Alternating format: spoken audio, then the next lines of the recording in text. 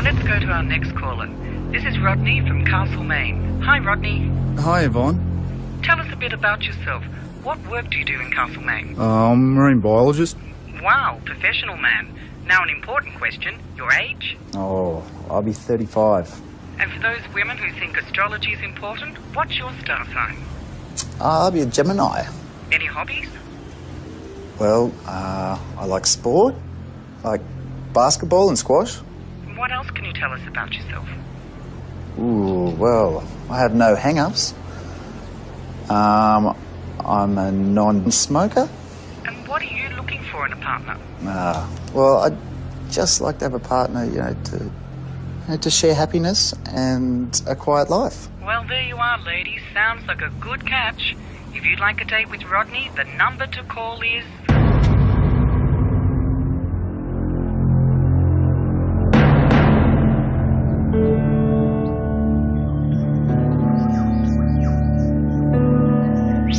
This is the city of Katoomba, in the centre of the scenic Blue Mountains, west of Sydney.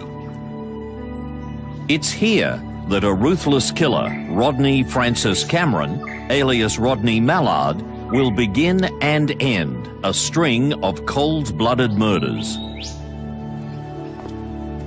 When Cameron comes here in 1973, he's just another minor criminal, with convictions involving illegal drugs and petty crime.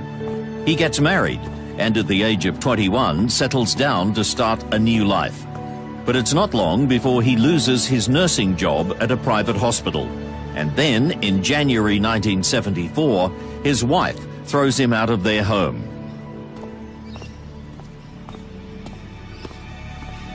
Jobless, homeless, and with little money, he seeks out a former workmate, 49-year-old nurse Florence Jackson. Hi, Florence. How are you? Oh, hi, Rodney. What are you up to? Just out for a walk. It's a lovely day. Why don't you come in for a cup of tea? Yeah, I'd love to. It's Saturday, the 31st of January, 1974, when he calls at Jackson's Katoomba home. He was seen by witnesses talking to her out on the front lawn. He then went inside with Mrs. Jackson, or Miss Jackson, I should say. She was a lady, 49 years of age, very frail. She had a disease that made her very thin. Florence offers to pay him if he'll help her with some painting work. Cameron agrees, and a little later, he's up on a ladder painting when she walks past. That looks good. Does it? Here's your cup of tea. I want tea, bitch! He suddenly kicks out. She runs away screaming, but he's quickly upon her and shoves her into a bedroom. Get on the bed, you bitch! Get on, bitch! She fights back as he begins to pull off her clothes, but his hands close quickly on her throat.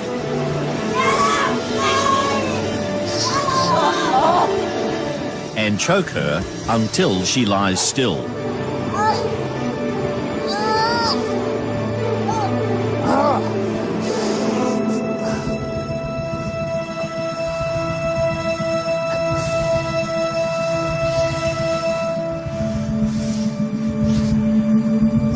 After raping her, he strangles her again before choking her with a towel.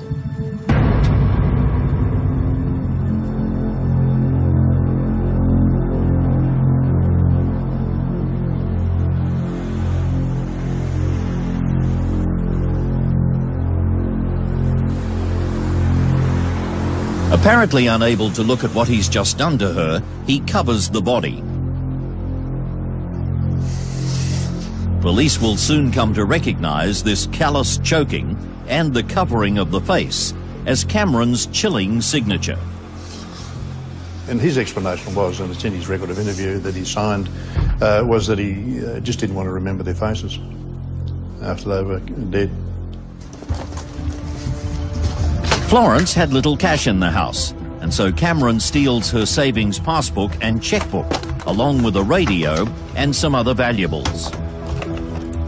We think he was in the house for about an hour, and we don't know exactly why he he took so long to leave. But he then went down to Lura railway station, where he changed out of the overalls he was wearing, and got rid of some of the property down the toilet.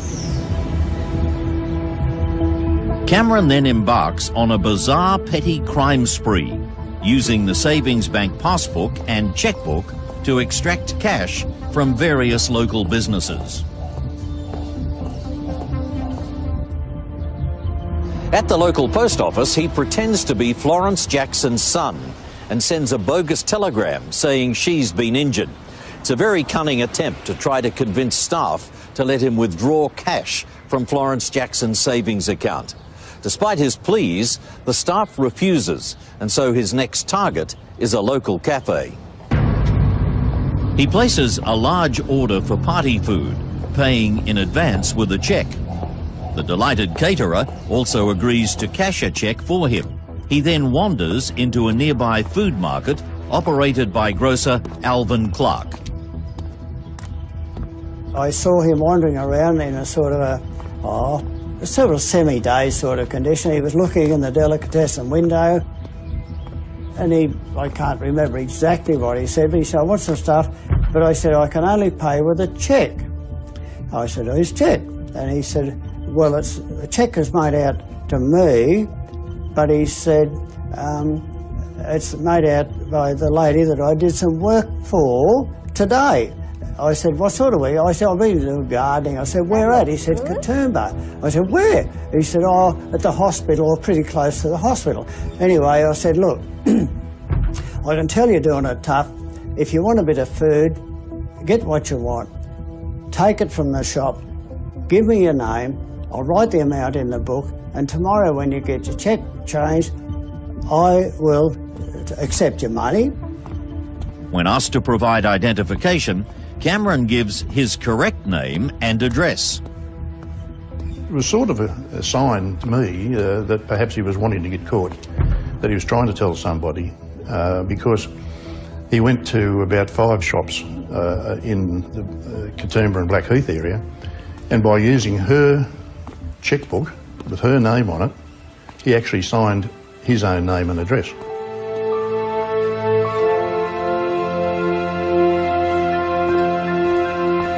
Cameron wanders back into the street and goes to a public phone where he begins the setup for his next attack. Our parents have been in a bit of a nasty accident, and I was hoping to pick her up and go visit.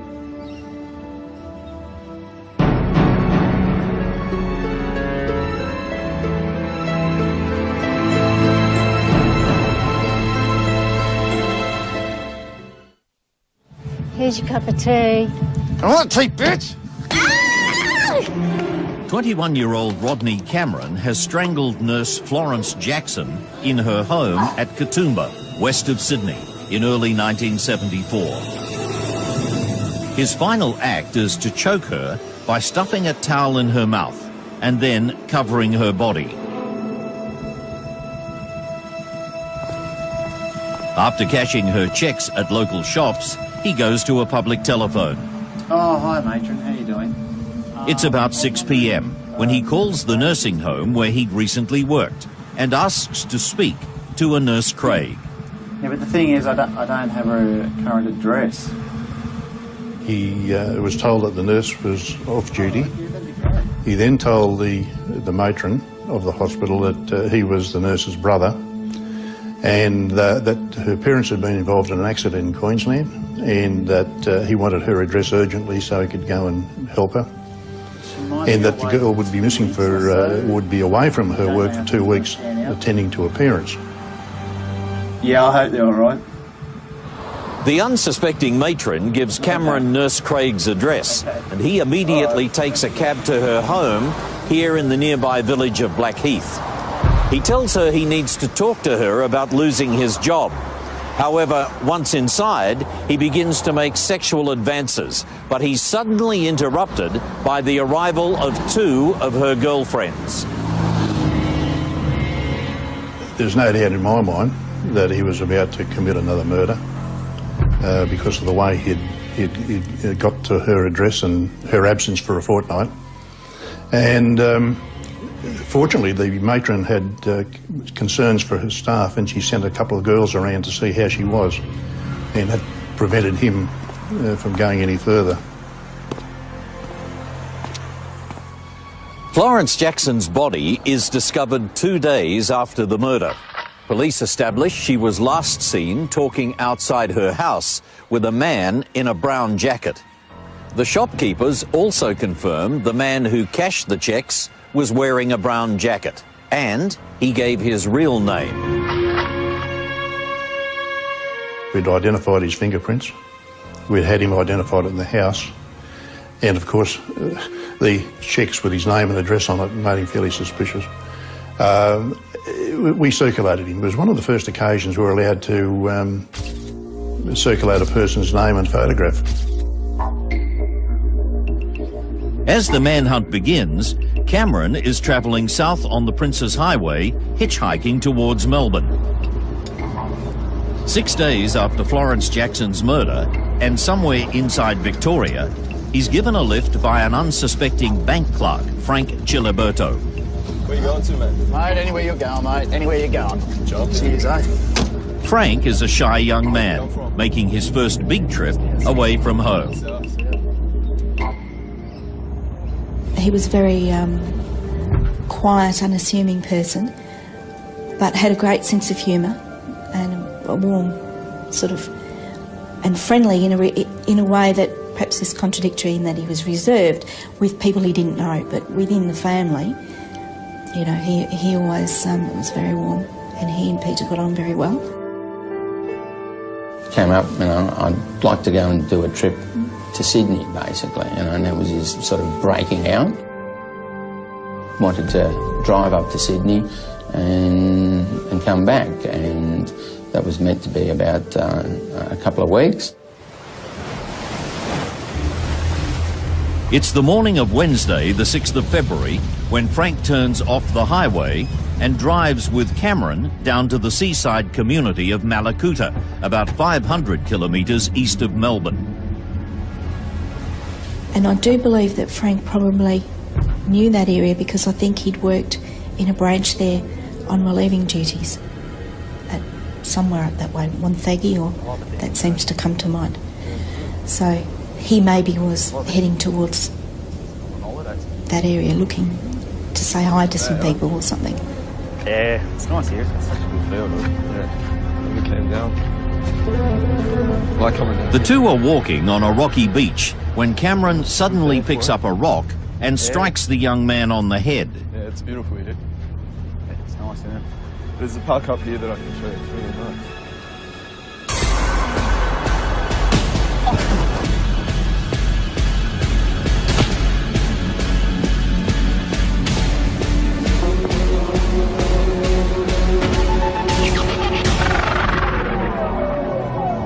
As with his first murder, he strangles his victim before choking him, this time by stuffing a shirt sleeve and a football sock down his throat.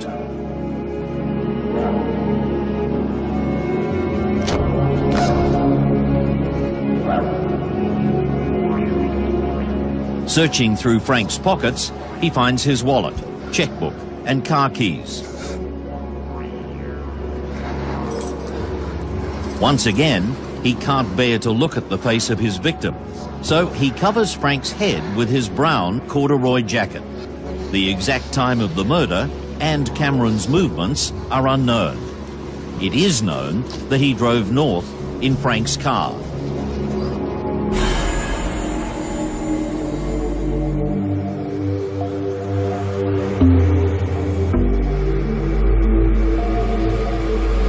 Around 10 p.m. that night, the highway patrol sees him cross a double line near Bateman's Bay. It's the era when drivers' licenses have no picture ID, so Cameron calmly assumes Chiliberto's identity and is issued with a fine. The next day, Thursday the 7th, another highway patrol finds him sleeping in the car beside the Warringah Expressway at North Sydney and orders him to move on. In Victoria, Frank Chiliberto's body is about to be discovered. But by then, Cameron is heading towards Queensland and his next attack. This time, however, his intended victim will manage to escape with her life.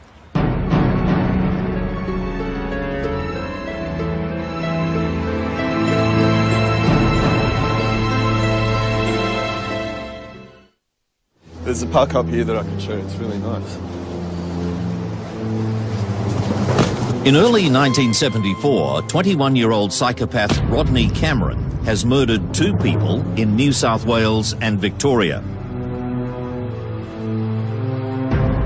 A fisherman finds the bloodied body of his second victim, Frank Chiliberto, lying on a rocky beach at Malakuta, with clothing still stuffed down his throat and a brown jacket over his face. There's no ID on the body, and the baffled police make a public appeal for help to identify the victim. And we did presume, as it turned out correctly, that he was probably picked up a hitchhiker, and because he had no car there, and they put various facts in the paper, and as a result of those facts, certain matters started to emerge. The jacket, however, is quickly linked to Cameron. At that stage, we had circulated Rod and that particular jacket. And we had a call from Detective Sergeant Jim Fry from the Melbourne homicide. Fry actually flew up to Katoomba with the jacket, and we had it identified. And we then said, OK, well, this guy is completely out of control. By this time, Cameron has driven Frank's car all the way to far north Queensland, cashing Frank's cheques at service stations and shops along the way. He finally abandons the car when it breaks down near Cairns. We were in touch with the police and the detectives in Cairns and found quite a number of cheques were there, and they had certain exhibits. When they told us about Chiliberto's car, we were all but certain that the person we were looking for was Rodney Cameron. 2 weeks after Frank's murder, Queensland police find the car abandoned, trace the registration, and Frank's body is finally identified. Cameron's next move is to go to an isolated farmhouse near the city of Mackay, where he finds a young mother alone with a young child and a baby. Holding a knife to her throat, he tells her, "I've already killed 2 people." He took her into the bedroom and demanded money, and then the keys of the car, and then took her outside and forced her into her own vehicle, and was about to drive away when I think the child was about 3, came running out to her. And she grabbed the child and put the child with her. Now, Rod later told us he was going to murder that woman until the intervention by the child. Cameron drives about 45 kilometres before the hostages escape near a service station in the town of Serena. He then drives off in the woman's car, but he doesn't get very far. It broke down. He began to hitchhike when he was picked up by police, who had a roadblock waiting for him up ahead anyway. He readily confesses to the murders. He was one of those sort of fellows that was quite proud of what he did in some respects. He was quite open about them, but he was not quite as convincing when it came to asking questions such as about the rape of Mrs. Jackson. You see, at the time of the murder, he strangled her and then had sex with her. And he really didn't want to admit the fact that the scientific evidence would indicate that she was either unconscious or dead at the time. When they caught him, Cameron said the most chilling thing. He said to them, "I have to kill 3.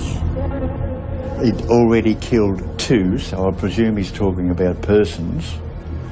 And the 3 would be a third one. And I have no doubt that the lady from just north of Mackay was going to be that victim.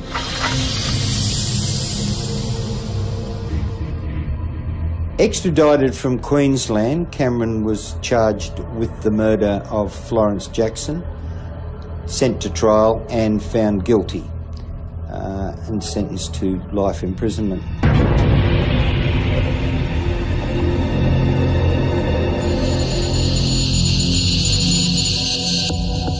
Released 10 years later, in 1984, he's immediately extradited to Victoria and tried for the murder of Frank Chiliberto. I remember very vividly thinking 10 years wasn't much for a person to serve for a murder. I was quite horrified. Diagnosed as a psychopath not fit to be in society, he was sentenced to, in the judge's own words, the term of his natural life. There was a sense of relief and a sense that he would be gone for a very long time, and an expectation that he wouldn't ever be released. If and when he got out of Victoria, he would then be charged by the Queensland Police for the abduction of the woman and child up there. So, putting all that together, you say, well, this person will never be released. At last, Cameron had been locked away forever. So we thought.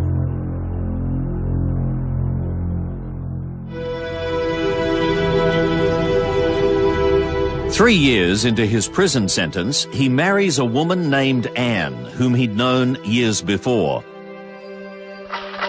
Soon afterwards, he launches an appeal against his life sentence. He's just one of many killers in the 1980s who cunningly take advantage of a change to the sentencing laws. The law's reform is meant to keep the worst killers behind bars, but it has an unintended side effect. It allows serving prisoners to argue that if a life term now means whole of life, then their sentences must have been for a lesser time. There's a rush of appeals as many of the country's worst killers, including Cameron, demand a definite release date.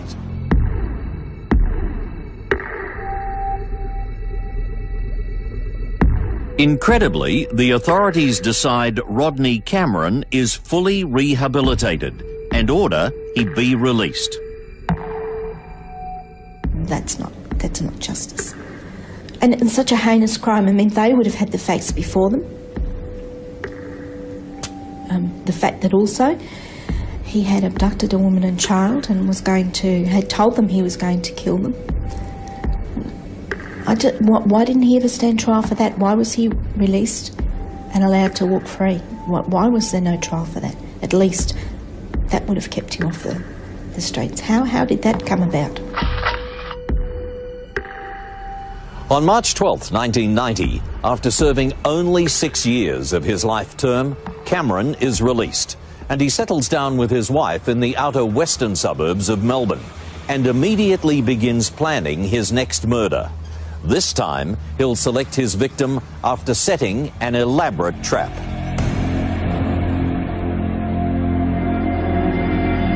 It's only a few weeks since his release when Cameron starts to put his sinister plan into action. He begins making calls to a Saturday night talkback show hosted by Yvonne Lawrence.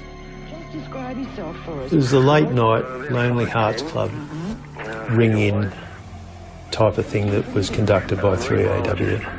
And there'd been a long-running program, and Cameron had indicated that he listened to it in jail. Now let's go to our next caller. Hi, Yvonne. And when he got out, and he was only released for a short time, got onto the program and made a number of calls to 3AW, trying to make contact with women.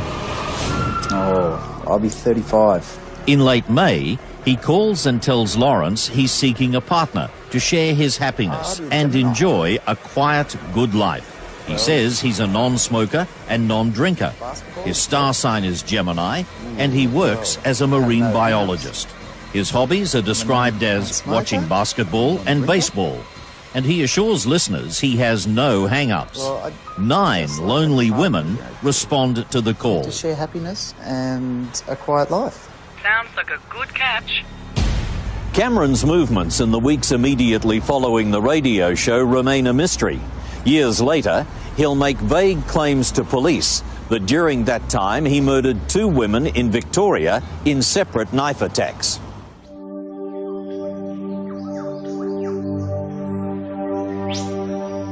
The Blue Mountains district west of Sydney has been a popular tourist destination since the 19th century. The townships that stretch westward along the high ridges are dotted with motels, hotels and resorts, some of them dating back to the 1920s. On Friday, June 22nd, 1990, less than a month after the Melbourne radio show, Rodney Cameron checks into a resort motel in Katoomba, the very town where he murdered Florence Jackson 16 years earlier. The woman with him this time is 44-year-old Maria Golner, one of the women who responded to his call on the matchmaking radio show. Maria Golner was described by friends who knew her as a loving, trusting, good and decent woman who was looking for someone to spend her life with.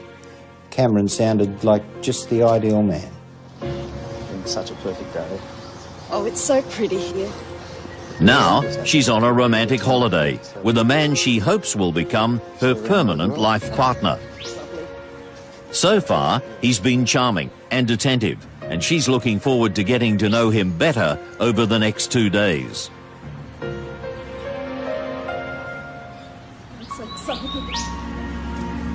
The couple pays for their accommodation in advance and are allocated a room.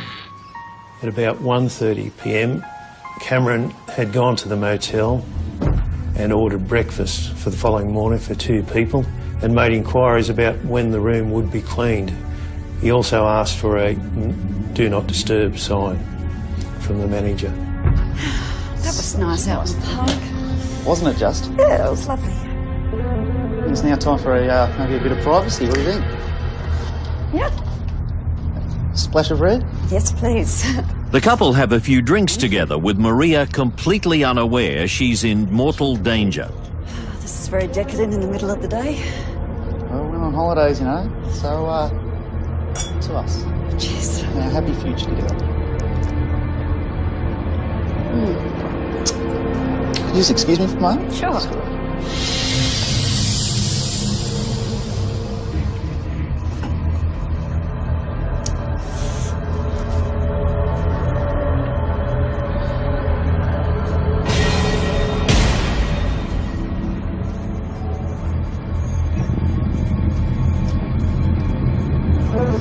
Suddenly, Cameron launches his attack, bashing her over the head.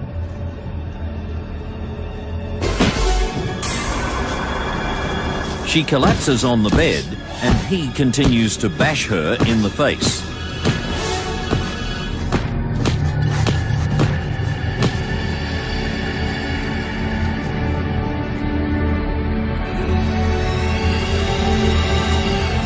Using one of his neckties, he binds her hands behind her head. Following his usual ritual, his next move is to take hold of her throat.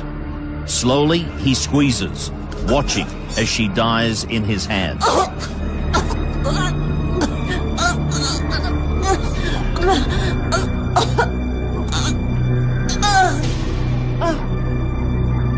He leaves his terrible calling card, taking a handkerchief and stuffing it in her mouth.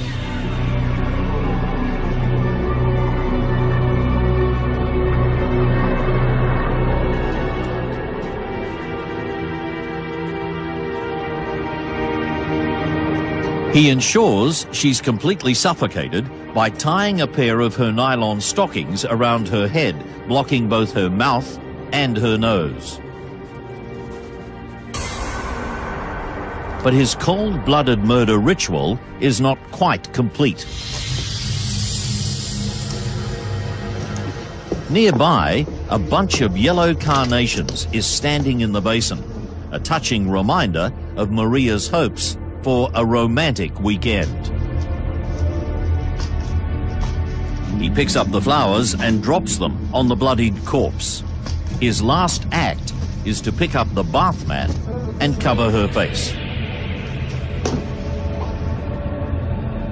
He sits down and composes a confession in the form of an apologetic letter to his wife Anne. It reads, "My dearest Anne, had I not done what happened, my life would have been destroyed. Love eternally, Rodney." He then drives away, heading south again.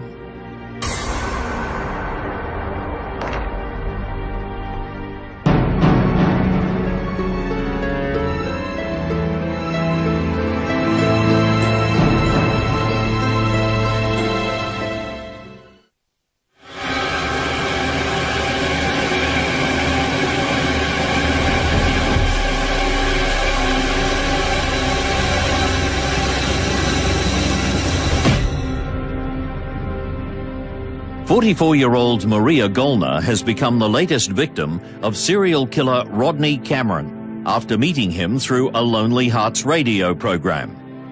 Cameron leaves her lying in a Blue Mountains motel room, her body bearing his terrible trademark, her throat stuffed with a cloth.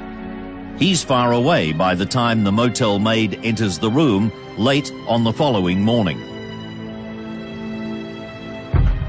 She was dressed in a red dress, still had her stockings on, but was barefooted. She had severe bruising about her eyes, and when we went to the main area of the room, we found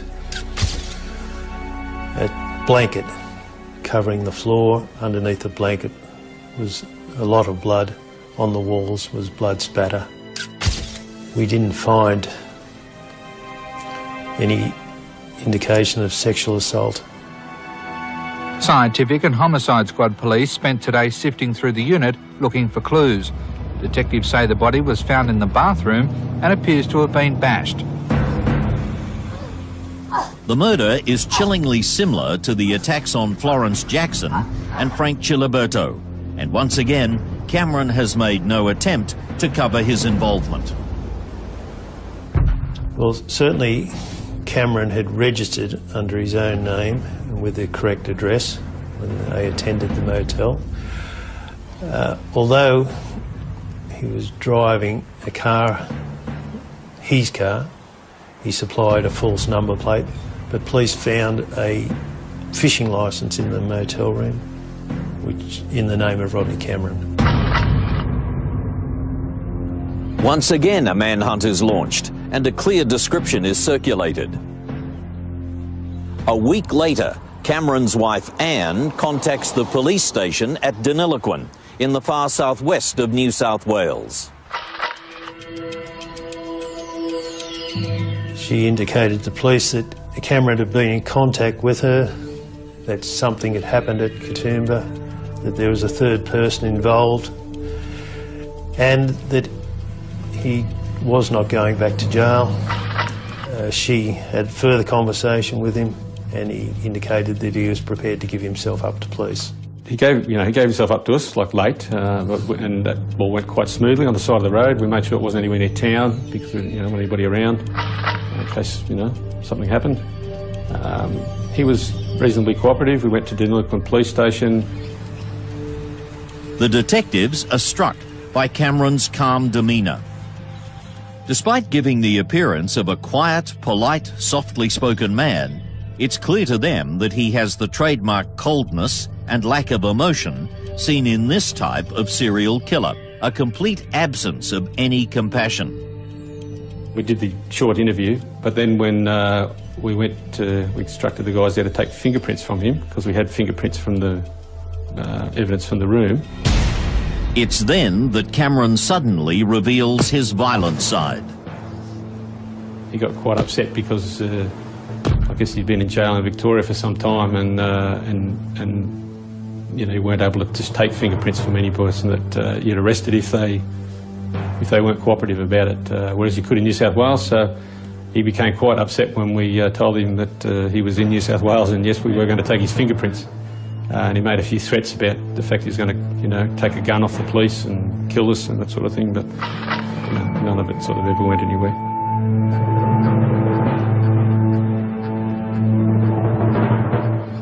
Police charge Cameron with the murder, and samples of his blood are taken and comparisons made with samples found at the scene. But he then claims that Maria was killed by another man called Frederick Molnar, who was travelling with them. A detailed search, however, fails to find anyone with that name. Numerous inquiries were made. It was found that no person had been seen at the motel. There was no indication of a third person being there. He even gave us a photograph, a very grainy photograph of a man on a bed with a lot of tattoos. So and they looked like prison tattoos, you know, there's a lot of them. So we sent them through the prison system trying to identify anybody that had those same tats. That we never could find anybody like that. I went to the Electoral Commission and searched the whole of Australian electoral rolls for any name like that, and discounted any that were similar. Cameron's trial for Maria Gollner's murder begins in the New South Wales Supreme Court in October 1992. Hi Florence, how are you? And it makes legal history when the prosecution is permitted to tell the jury about Cameron's other murders. Usually, in New South Wales trials, an accused person's previous criminal record is kept secret. Because evidence of other criminal acts is so prejudicial against an accused that the courts have always said that it's only in rare cases that such evidence would be admitted as similar fact evidence. Where you going to, mate? Mate, anywhere you're going. The similar acts had a striking hallmark about them in common with the offence that the accused was charged with, so that basically any reasonable person would say the same person must have done both crimes. The judge rules that the jury should hear the full horrific details of Cameron's previous murders of Florence Jackson and Frank Chiliberto, including the trademark choking cloth left in the throats of the bodies. I then had to find evidence from people that had seen the scenes in 1974 of the two murders, and that evidence was accepted in court, which is, from what I was told, that was the first time since about 1890 that evidence of something in a similar, in a very serious offence like that had been presented in a court in New South Wales. The evidence seals his fate, and he's convicted. He's sentenced to life, and this time never to be released. But Australia has not heard the last of Rodney Cameron. 2 years later, he'll be charged with yet another violent murder, the mysterious killing in 1974 of 79-year-old Sarah Mackenzie. Sarah Mackenzie was a widow who lived alone in a quiet North Sydney street. She came a little bit bigoted. She was cranky with anyone parked outside her house. She would go and berate them. If children were playing in the street, she would go cranky on the children playing in the street. About 5 p.m. on Wednesday, February 6th, 1974, the same day that Cameron had murdered Frank Chiliberto in Victoria, a witness saw a man at Sarah's house. At about 5 p.m, a witness was walking past Sarah Mackenzie's house, and he saw a young male, about 26, 5'8", with blonde hair, walk up the front stairs of a house and to the front door. About 5:10 p.m, another witness was walking by and heard Sarah Mackenzie say, "It is my house, no one can take it from me." At 5:50 p.m, North Sydney police receive a phone call from someone with a deep voice, giving Sarah's name and address and saying a man has come into the house and assaulted her. And there were some unusual things about that call, that the person that logged that call at the police station actually wasn't sure that it was a woman's voice. So there was some suggestion that it may even have been the killer who made that call. No description was taken. The police officer that took the call from her stated that she wasn't upset, she wasn't anxious, and she just said she'd been assaulted, and he gained the impression from the way she was talking that it wasn't a bad assault and that she just wanted police down there to investigate it. About an hour later, police arrive at Sarah's house, but they get no answer when they knock on her door. On Friday morning, a concerned neighbour who hasn't seen or heard from Sarah since Wednesday rings the police. They knocked on the door a few times. They had no response. They looked through a skylight on the front door. They saw blood stains all over the hallway. So they gained entry through a side window that was open and found Sarah Mackenzie laying on the floor. She was covered with a blanket, her panties over her, and a mattock, a garden mattock, embedded in her head with the handle sticking up in the air. From the bloody crime scene, detectives are able to piece together the likely series of events inside Sarah's house.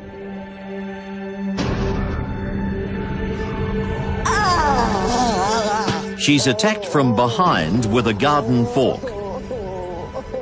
She's badly wounded when he drives home the attack with a large knife. She's moved into the hallway, which gives him more room for the final assault. This time, an even more lethal weapon, a garden mattock. He swings it high and brings it down on her head. He then covers her with a blanket. It was just soaked with blood. I don't think she had any blood left in her body when the post-mortem was conducted. It was splattered on the walls, it was splattered all over the floor, and then there's large pools of blood on the floor where she'd been lying for some time before she was moved. Sarah's murder baffles police. They speak briefly with Cameron, but the case remains open, and it'll be another 18 years before a review of the facts throws up his name again.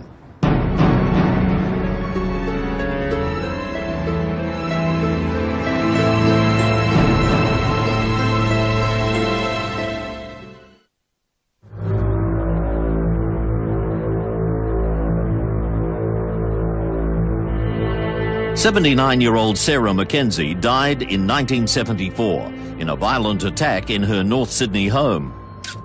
The case is still unsolved in 1992 when a prison inmate comes to police to tell them Rodney Cameron had been boasting in jail about killing Mackenzie. We went through a process of investigation, and through jail informants we were able to capture a number of conversations between a number of people and Rodney Cameron, where he made admissions to and detailed some information regarding the murder of Mrs Mackenzie. He told him all about the murder of Mrs Mackenzie and where they could find the property that he stole from her house, and it was actually sold in Serena at the time he abducted the woman. Detectives find evidence that around the time Sarah died, a highway patrolman moved Rodney Cameron on after finding him asleep in Frank Chiliberto's car parked on a morning clearway at North Sydney. It was only a short distance from the house where Mackenzie died. They established that Cameron was familiar with the North Sydney area. He admitted to investigating police in 1993 that he'd been living in his car in the North Sydney area for some weeks prior, and we believe it was during that time that he had met Sarah Mackenzie. And we found at the time that she'd had 2 2 cups and saucers out, and that there was a full pot of tea. So potentially she'd invited this person in for a cup of tea and to do, again, some odd job for her. Cameron denies having killed Sarah Mackenzie, but during a police interview, he notices the bag of murder weapons in the corner of the room and makes a telling remark. And you couldn't see in the bag, but he said, you know, is that the matic and do you have the knife as well? So only that person who was responsible for the murder would know intimate details of the murder weapons and what was used to kill this woman. Once again, Cameron is charged with murder, but this time the evidence is heavily circumstantial, and the Director of Public Prosecutions orders that the case be no-billed and the charge be dropped.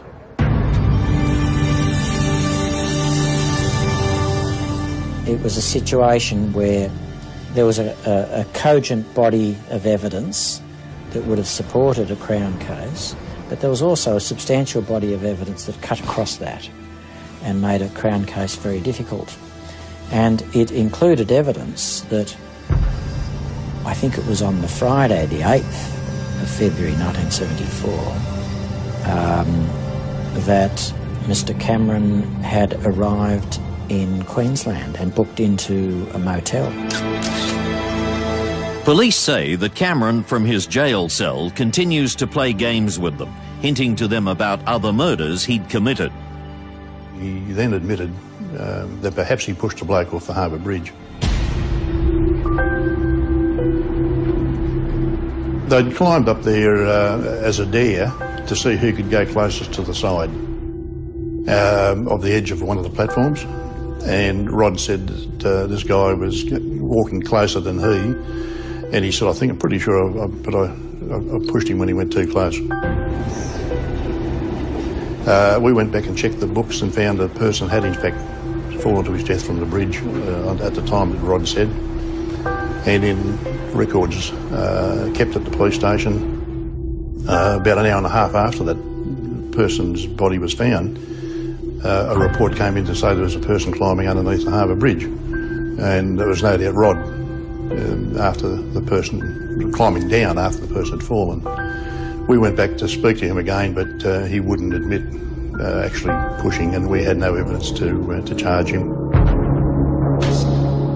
Police allege that in 1997, Cameron contacted them saying he wanted to confess to killing Sarah Mackenzie.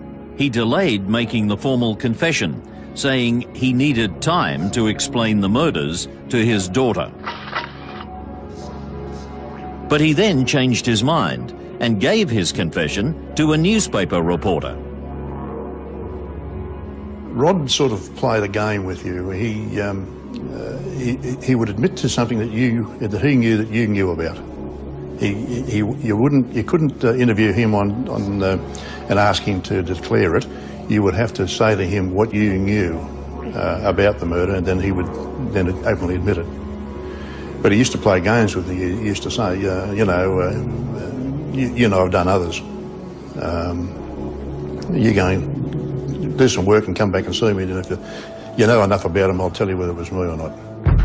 Trust. I would describe him as being someone who showed the traits of a serial killer. He was manipulative, he was very calm, cunning, and almost playful at times with the information that we had, and we knew that he had as well. Cameron also allegedly told detectives he bashed in the skull of a man in South Australia in 1974 and also strangled another woman in New South Wales. But police say he gave no names and very little detail. While there are still people missing from that time, Cameron's new confessions came after the jailing of mass murderers Ivan Milat and John Wayne Glover. Police say it's possible he invented these other killings so that he could claim to be Australia's worst serial killer.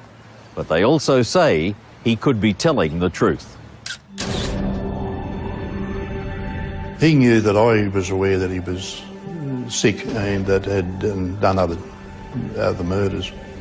And to this day, we'll probably never know exactly what Rod did. Rodney Francis Cameron is a pure psychopath. absolutely no doubt about it.